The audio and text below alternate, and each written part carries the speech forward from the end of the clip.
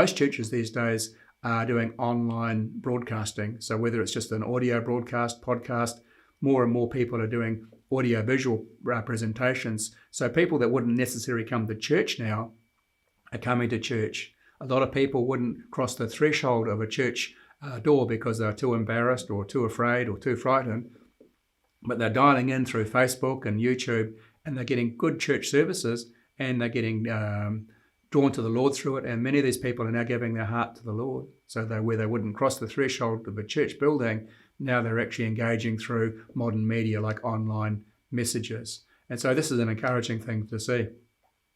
Young people are getting inspired to do their own thing. We've got a young guy in our church, a young Maori guy. He was in prison for, I think, 12 years, released from prison.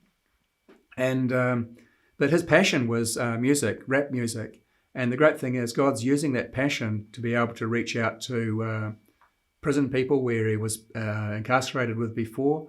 And the rap music is penetrating not only that prison, but many prisons. It's not restricted to one nation. It's going globally. A lot of people are listening and following this young man. And it's not only that, he's starting to disciple people because people are hearing, they know his journey. And so people are stepping into roles much earlier than they probably would have prepared or positioned themselves. This young Maori evangelist, he's an evangelist, he's connecting well with so many people on multiple levels. You know, he's had TV recordings, he's been doing YouTube clips, all sorts of things have been happening. But in this time of COVID, he's been wanting to upskill. So he's spent the last number of months doing professional training in sound studios to be able to learn how to do better recordings. But he's preparing for the future in the face of COVID.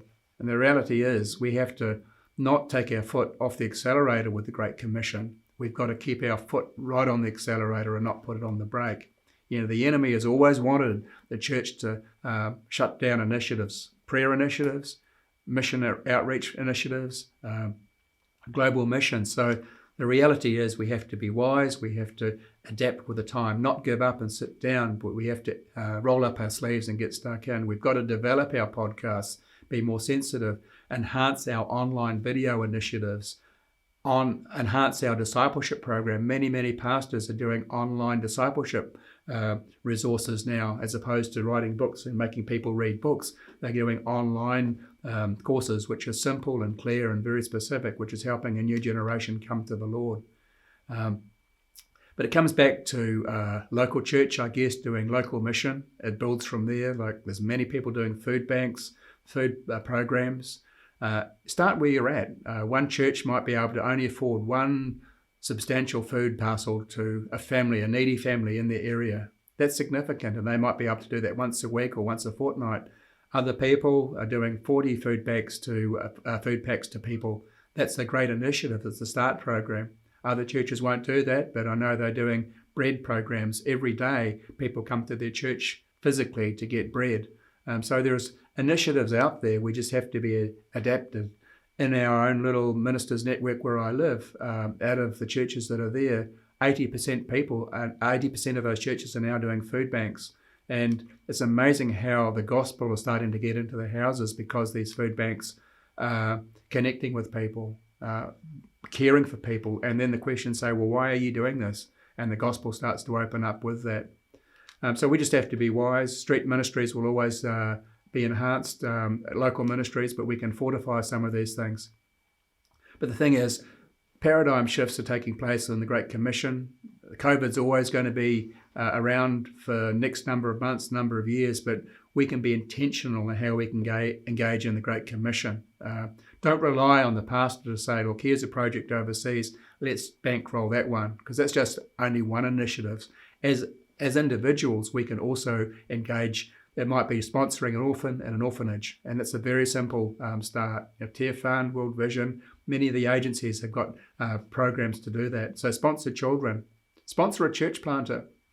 A number of church planters overseas are struggling at this time. In India, I've heard this week, one network has lost 15 people last month, pastors dying because of COVID. Another network last month lost 25 pastors just in India alone. In Indonesia, I've known of 10 pastors that have died because of COVID. And so these people, their families are struggling, but we can support these people. We can provide scholarships for people on the field. We can provide scholarships for people coming into ministry in our own country. We can get behind these people that have been called into ministry. We can support people going to Bible college. There's a lot of people coming through the ranks that need to be positioned. So we can adopt these people. We can partner with them. There's many emerging leaders on the field that have gone through orphanages in locations overseas, which are now completed Bible college, where we can sponsor them as they start their own churches overseas. Importantly, we can support missionaries on the field. There's numerous missionaries on the field, and we just have to be able to wisely connect with these people strategically. And there's many, many mission agencies that you can connect with and ask the questions. You might be feeling a nudge to work with people in the Middle East or India or Africa or Asia or wherever. We can help you through our website to be able to connect you with people. Talk to people in your churches about what's on your heart, and you might find that the church might have 2 or 3 other people that want to do similar things. But the bottom line is COVID is a present reality. The world landscape is constantly changing. We just have to be wise in what we can do now. We listen to the Holy Spirit, and let's keep on keeping the Great Commission the main thing. We can't afford to put our foot on the brake. We've got to keep our foot on the accelerator. And we've got to look to the future. We've got to look to the past. And so I can't tell you what to do, but I can just encourage you to listen to the Holy Spirit and adapt with the times, and let the Holy Spirit guide your decisions to support people in missions and keep the focus, the Great Commission. So God bless you, and we look forward to hearing from you again.